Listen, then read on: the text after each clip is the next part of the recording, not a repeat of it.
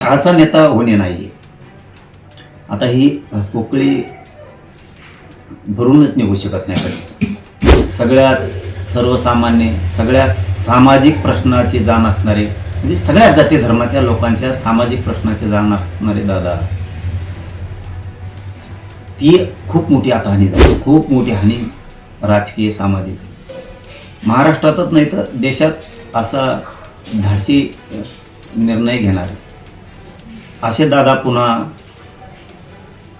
होणार नाही आहेत. काय बोलावं काय कळतच नाही आहे. दादा नाही आहेत. दादाचं अपघाती निधन झालं आहे या बातमीवरती विश्वासच बसत नाही. आपल्या दादाची दुःखद बातमी कळाली.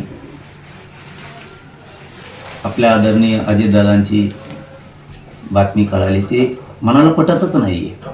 अनेकांना संपर्क केला, सगळ्यांनी सांगितलं, पण चॅनलवरती पण सुरू आहे, तरी पण विश्वासच बसायला तयार नाही की दादाचं अपघाती दुःखद निधन झालं आहे म्हणून. दादा म्हणजे खूप आता राज्याची खूप मोठी हानी झाली, खूप मोठं नुकसान झालं आहे.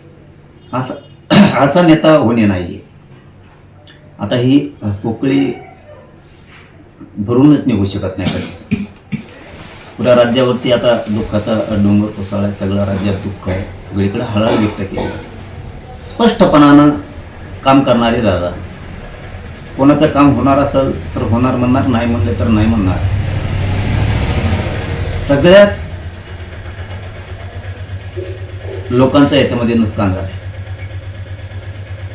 सगळ्याच सर्वसामान्य, सगळ्याच सामाजिक प्रश्नाची जाण असणारे, म्हणजे सगळ्याच जाती धर्माच्या लोकांच्या सामाजिक प्रश्नाची जाण असणारे दादा, ती खूप मोठी आता हानी झाली. सगळ्या जाती धर्माचे सामाजिक प्रश्न सोडवण्याचं काम दादा करत राहायचे.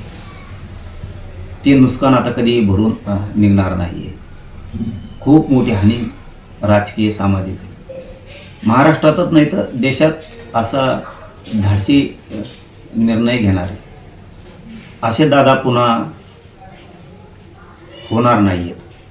की खूप शेतकऱ्यांपासून सर्वसामान्य सामाजिक सगळ्या जाती धर्मांच्या लोकांचं खूप मोठं नुकसान झालं आहे. आपल्याही समाजाचं खूप मोठं नुकसान झालं आहे.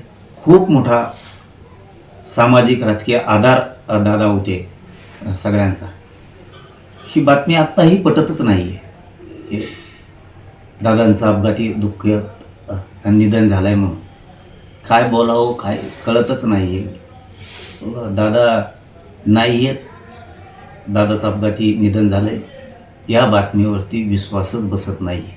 खूप खूप मोठं नुकसान याच्यात झालं आहे. खूप मोठा आधार राज्याचा, आपल्या सामाजिक राजकीय सगळाच खूप मोठं नुकसान झालं.